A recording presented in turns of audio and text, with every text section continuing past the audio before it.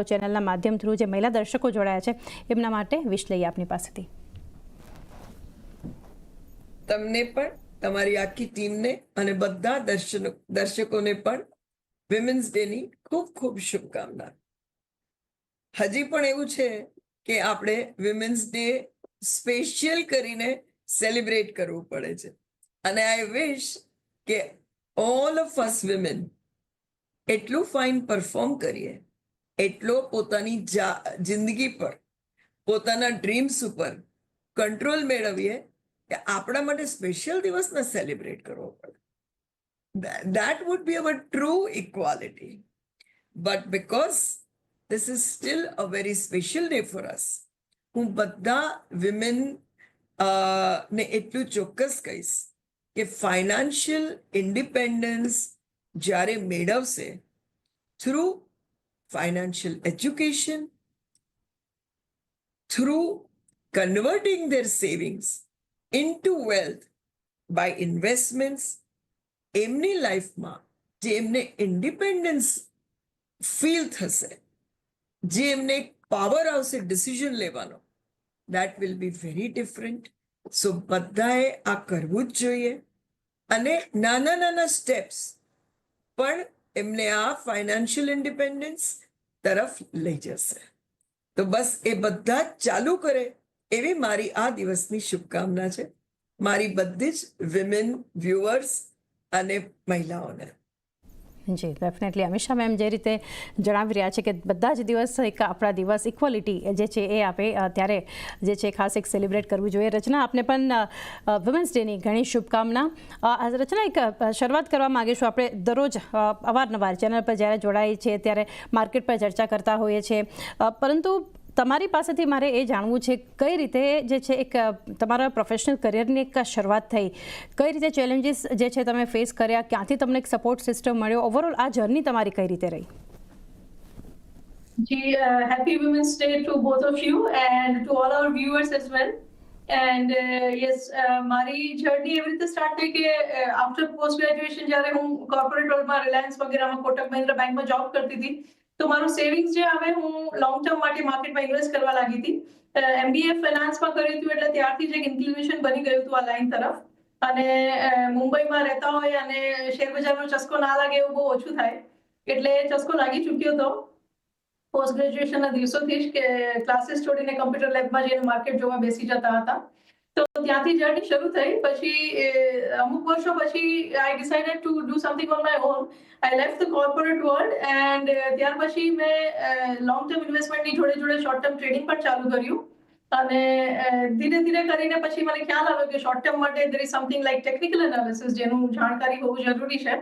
તો જ્યારે શરૂ કર્યું ત્યારે સપોર્ટ એન્ડ રેઝિસ્ટન્સનો મતલબ પણ નહોતી ખબર, સાચું કહું. અને એવું પણ કંઈ હોય કે જે એની માટે ભણવું પડે એ નહોતી ખબર.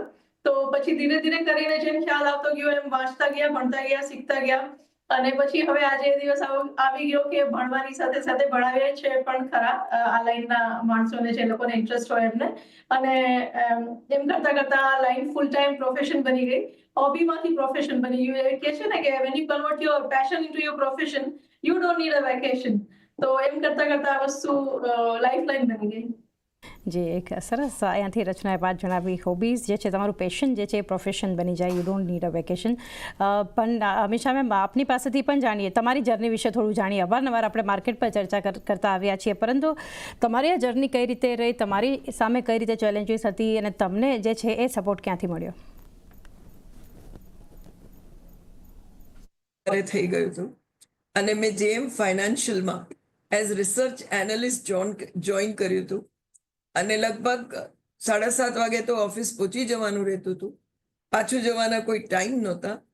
પણ એ દિવસોમાં પણ બેલેન્સ શીટ રીડ કરવું, કેવી રીતે કંપનીઓને ઇવેલ્યુએટ કરવું, શું ક્લાયન્ટ્સને રેકમેન્ડ કરવું, એ બધી મારી બેઝિક્સ ટ્રેનિંગ થઈ ગઈ.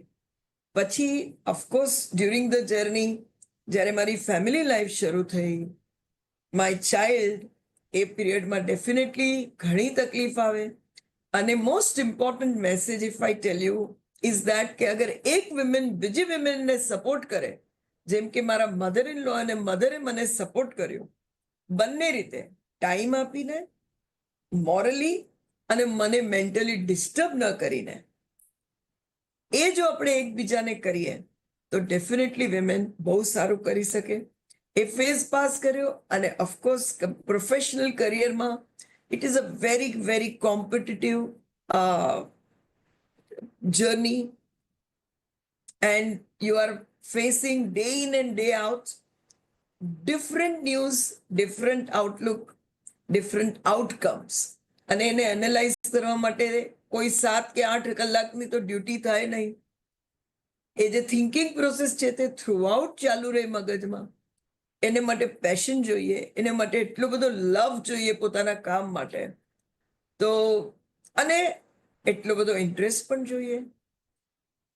આઈ વોઝ વેરી લકી કે હું ઇન્ડિયાના બેસ્ટ કોર્પોરેટ્સને હંમેશા મળી શકતી હતી. એ લોકો પાસેથી હું કંપનીને બિઝનેસ મોડલ પર તો જાણી જ શકતી હતી, એ લોકોની સ્ટ્રેટેજી પર જાણી શકતી હતી, વર્લ્ડના બેસ્ટ ફંડ મેનેજર્સને મળી શકતી હતી. I have travelled as you know across not only India, Asia, Europe and US, Australia, Japan. So the best of the fund managers, how they think, what they think, how they compare. And above all, how I advise to them. Life has given me that opportunity. So I think my journey has been phenomenal.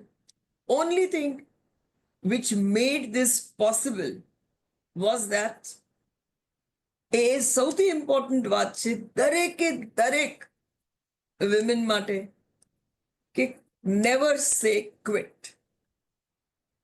If you keep walking તો રસ્તો મળવાનો જ છે, મંજિલ મળવાની જ છે, અને રસ્તા પર ચાલવાની પણ એટલી જ મજા આવવાની છે. પણ કેટલા અપ્સ એન્ડ ડાઉન્સ આવે. હું એક તમને એક્ઝામ્પલ આપું કે હું એકવાર એક ક્લાયન્ટને મળવા મુંબઈથી ન્યુયોર્કમાં મીટિંગ કરી અને નેક્સ્ટ ડે અમારી વોશિંગ્ટન મીટિંગ હતી. I went all the way from India. ત્યાં 2 ફ્લાઇટ કેન્સલ થઈ અને હું જ્યાં પહોંચી તો મીટિંગ ટાઈમ 1.5 કલાકથી એક્સિડ થઈ ગયો હતો.